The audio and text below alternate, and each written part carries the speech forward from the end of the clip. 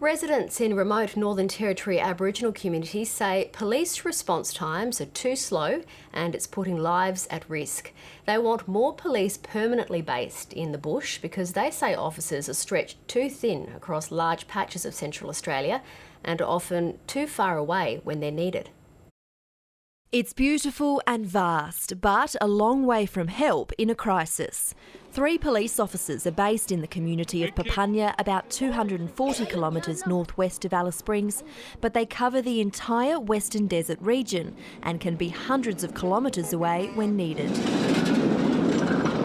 By the time the police come, somebody's dead already.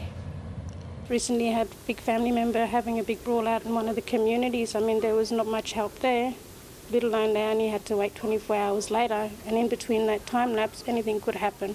When people call the police, it goes straight to Darwin, and people say, oh, there's no police there.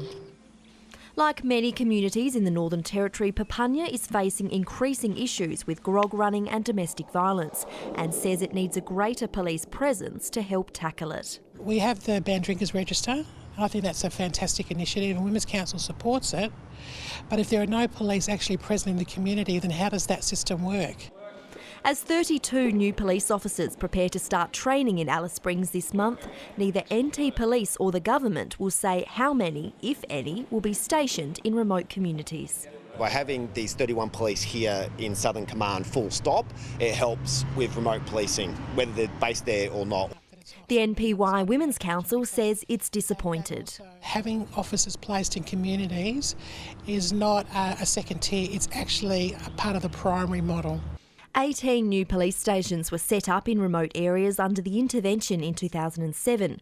But these days, some lie empty, while many others are temporarily staffed, with police rotating on 12-week cycles. It's a system even the Police Commissioner acknowledges isn't working well. The community often feels though they want to make that connection with those officers and they don't want to have to constantly, I guess, get to know those officers every 12 weeks. Nobody is criticising the work police officers are actually doing on the ground. They say there just aren't enough of them, and with the officers covering large patches of Central Australia, they're often not here in community when people actually need them. Leaving communities to deal with issues on their own. Claire Campbell, ABC News, Papunya.